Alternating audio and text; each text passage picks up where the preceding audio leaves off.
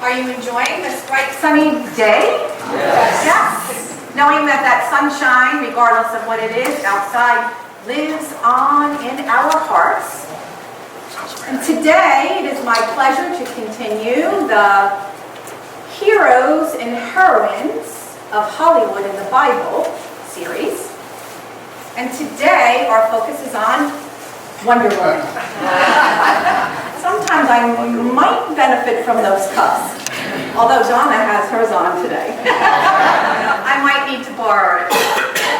So many of us remember, or maybe not, maybe I'm dating myself a little bit, but how many of you remember the Wonder Woman series from the 1970s with Linda Carter? Yeah. And how many of you saw the movie that came out in 2017, the Wonder Woman movie with Gal Gadot? 3 times.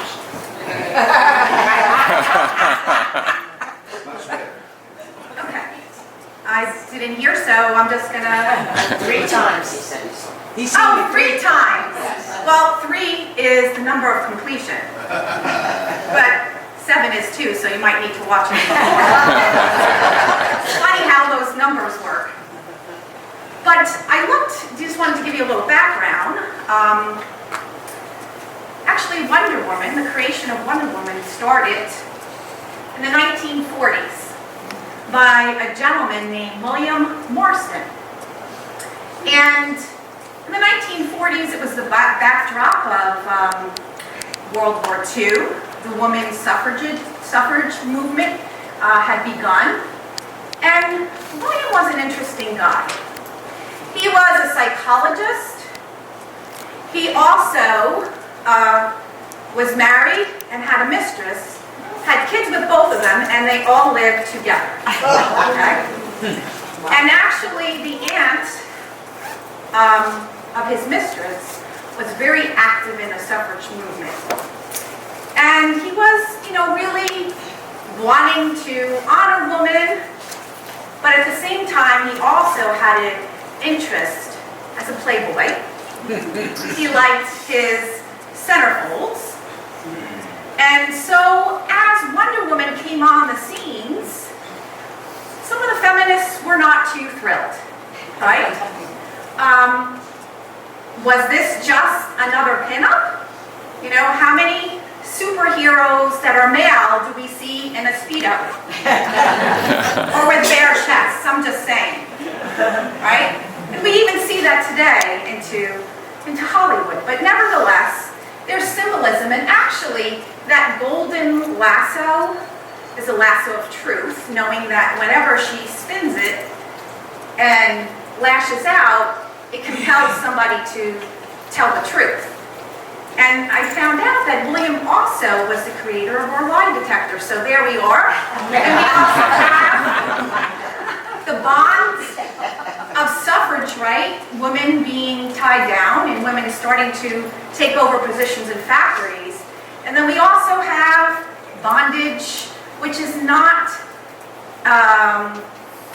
honoring of females, right? And when we use them in that exploitation. So today I have a short clip from the 2017 movie, and we did purchase it, we did rent it, and then when Matt helped me kind of splice them together, somehow Chinese letters support, you can still see the movie on this one.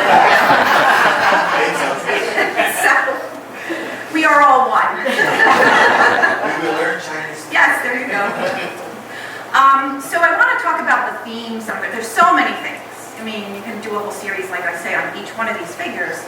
But the spiritual themes that come up is about our separation, our belief in separation instead of our oneness, and the cycle of creation, deconstruction, or what we refer to as the death, or the crucifixion, the void, and the resurrection. Okay, so we're going to be looking at those themes. And the last theme, which we will spend most of the time on next week, is also about each one of us being there and present to lend a hand, as Mary and Brian sang so beautifully. That it's, David. I'm sorry, David, sang so beautifully that it's not enough to evolve, but that we are all here, and especially for the most vulnerable. And next week we'll spend time on that when we go over Queen Esther of the Bible. So without further ado, the clip from Wonder Woman. Diana, I see you.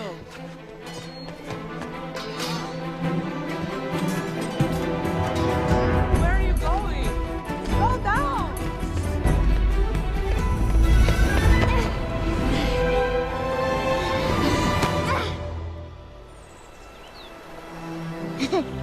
Hello, Mother. How are you today? Let's get you back to school before another tutor quits. But don't you think it's time to start my training? Aunt Harpy thinks I'm ready. Does she? I could begin showing her some things. She should at least be able to defend herself. From whom? In the event of an invasion. Isn't that why I have the greatest warrior in our history leading an entire army, General? I pray they will never come where she has to fight. But you know, a scorpion must sting, a wolf must hunt. She is a child, the only child on the island. Please let her be so. But Mother... There will be no training.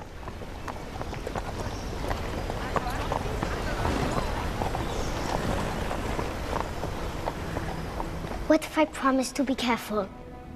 It's time to sleep. What if I didn't use a sword? Fighting does not make you a hero. Just a shield then. No sharp edges. Diana, you are the most precious thing in the world to me.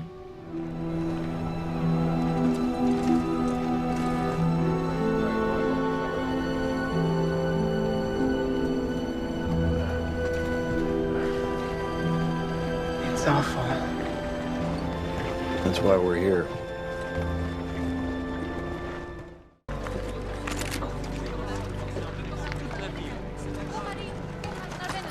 For all his talk of shooting, he cannot shoot.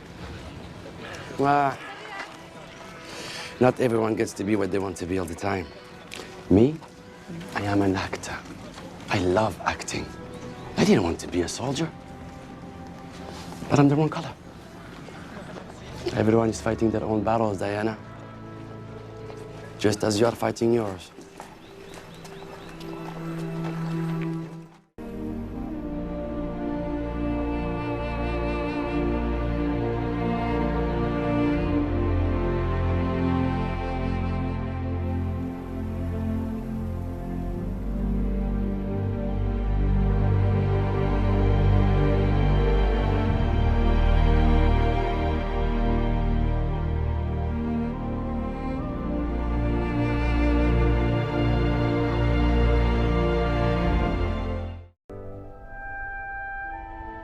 I used to want to save the world, to end war and bring peace to mankind.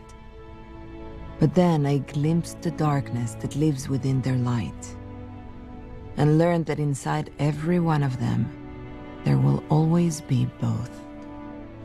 A choice each must make for themselves, something no hero will ever defeat. And now I know that only love. So how many of us really know that with our being? That only love will save the world. Yet how often does it elude us, right? So I showed certain clips to show the evolution. You know, coming into this world with all young and innocent Diana, into sometimes as we evolve spiritually to awaken to the truth, as we walk between the worlds, as the master teacher says that we must walk between the worlds but stay grounded to the truth of our being. Sometimes that's hard. So I want to start off with the story that Diana's mother, Hippolyta, shares with her. That she was formed from clay and was breathed life into by the god Zeus. And Zeus was the God of all gods, and he decided to create mankind, humankind, in his image. And one of his sons, Aries, didn't want to live in the goodness and the justness, in the oneness. He turned the so-called fall from grace. He wanted to inject selfishness. Where have we heard that allegory before in the Bible? Adam and Eve. That's the symbolism of Adam and Eve. It is the separation consciousness where we somehow thought that we were not part of the whole, where we fell asleep to our divinity and the divinity of others. And we get this idea of the patriarchal. Not only is Zeus force, by physical force, violence, control, there's not enoughness, the image of separation, but he also represents the patriarchal consciousness. Now, I don't mean male or female here. It is a consciousness. It is a consciousness of separation that we are in the midst of looking at right now, which is why we're experiencing so much conflict. It is one of not enoughness, of that control, of domination.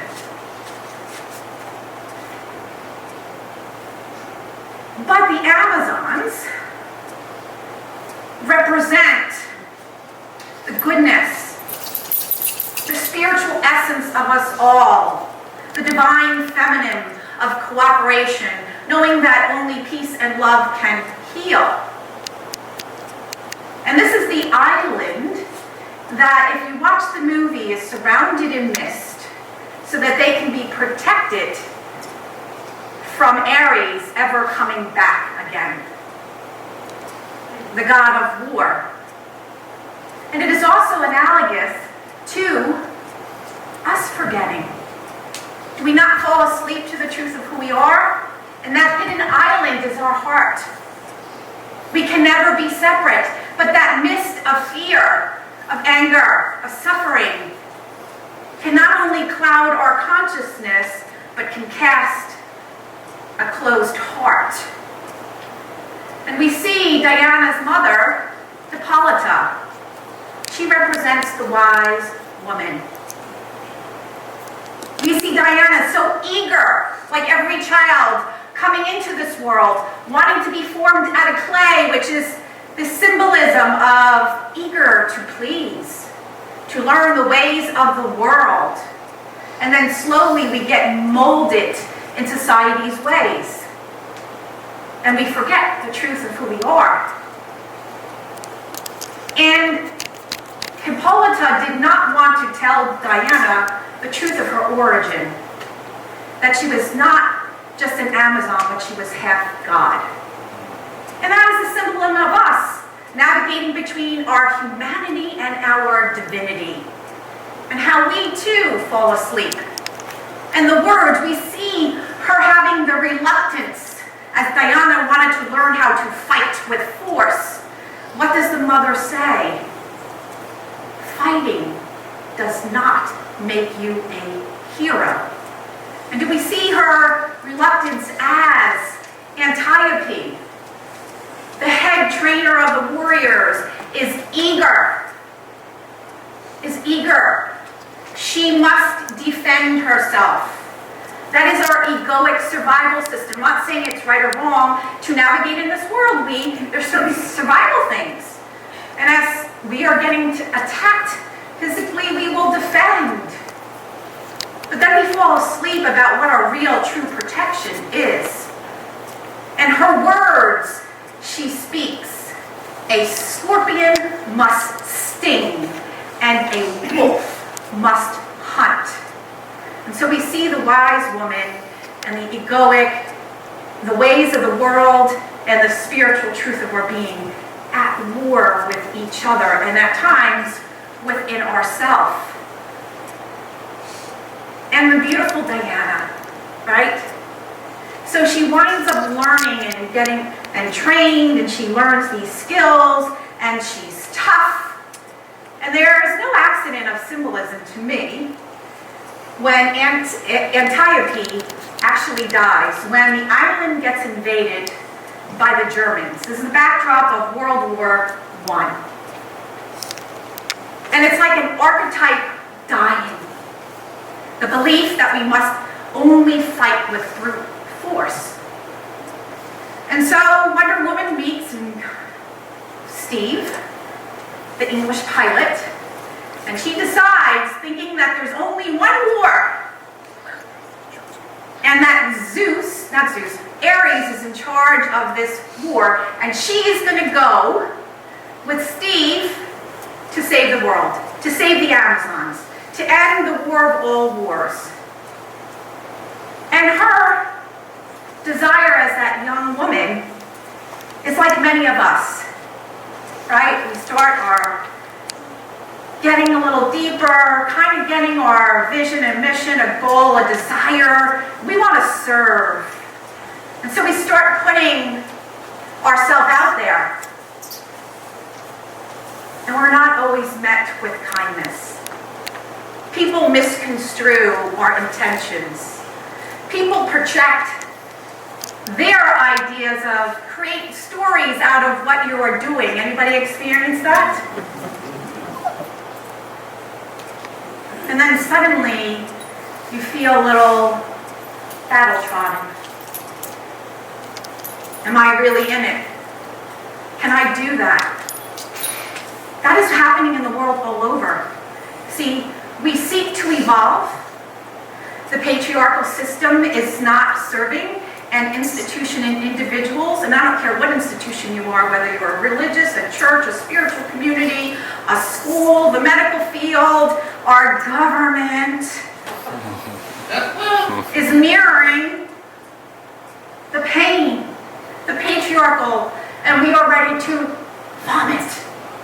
But how we will shift, will we shift out of anger and violence, or will we shift from a different place? That is our call. And so the young Diana goes,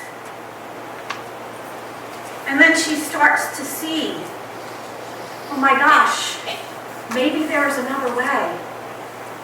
Those scenes of her walking over that bridge, seeing the wounded from World War I, and in the midst, and you feel that. See, it's in the movies, but we have lived this in life. How many wars have been fought? We've had 9/11s and genocides. I wonder what the people in El Paso, Texas experienced as they walked around the dead of a loved one. Or in Ohio, or in Orlando, or in Parkland, in Charleston, and I can go on and on and on. See, we may not be there, but how many of you feel it? How many of you feel the pain and the suffering and sometimes not know what to do with it?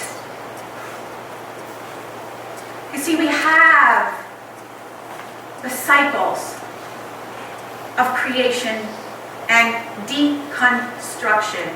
That is the death or the crucifixion, the void, the emptying, and the resurrection. Those are natural parts of evolution. If we are not evolving, we are not growing. Something must die for something new. But do we do that? Notice the difference between destruction and deconstruction. Do you see a difference? One represents the violence and the anger and the brute force, seeing you separate, and one is, oh my gosh, let me not fear what is wanting to evolve here. Let me get in touch. What is wanting to evolve in me and in the world? Let me go there first. And then I will seek the wisdom to know how to respond in another way. We saw the people of Puerto Rico in their corruption with the vote of a new leader, protesting nonviolently. We saw people from Ohio saying, do something, not slinging bows and arrows. So it doesn't mean we don't stand for what was divinely right and just. And sometimes that is really hard. The one soldier says to Princess Diana,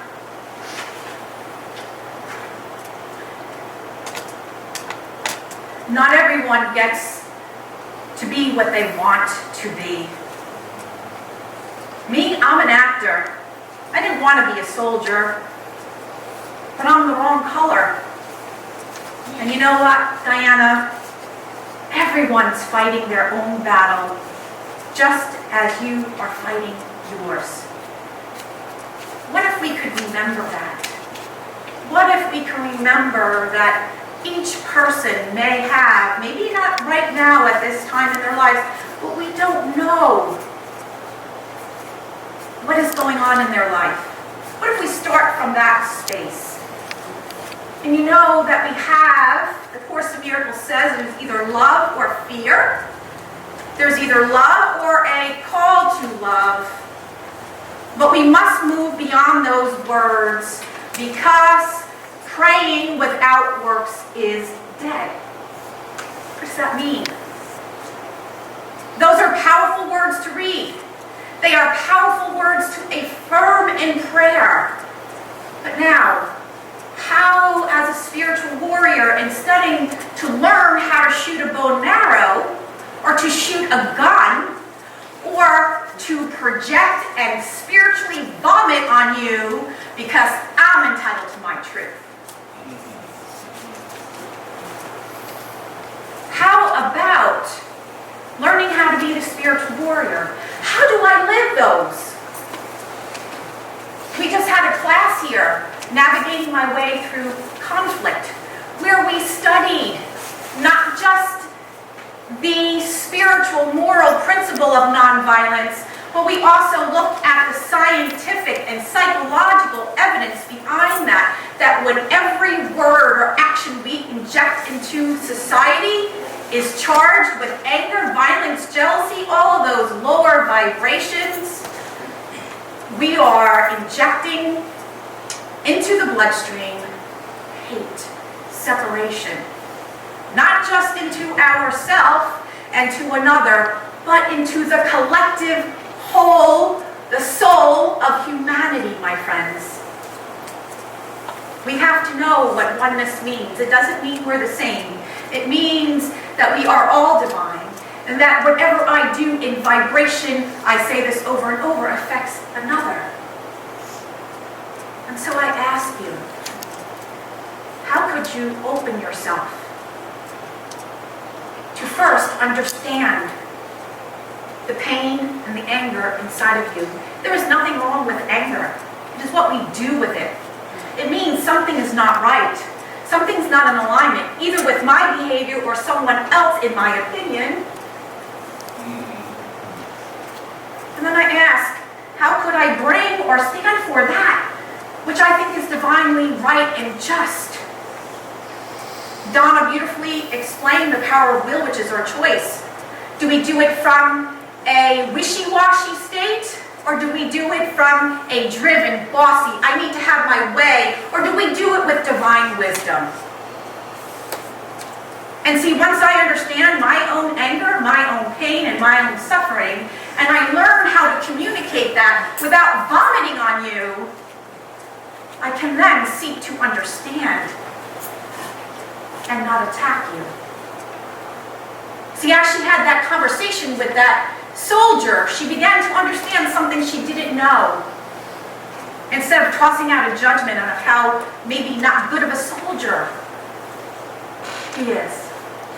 And then we fully awaken as the wise woman, the wise man, as we know that the only thing that could heal the world is love. Knowing that we all experience light and dark, but we are committed to bring the light into the dark, not our anger and hatred.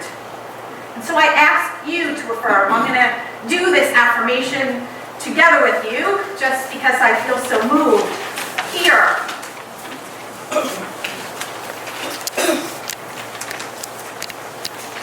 This is from Wonder Woman. Together, please take my hand.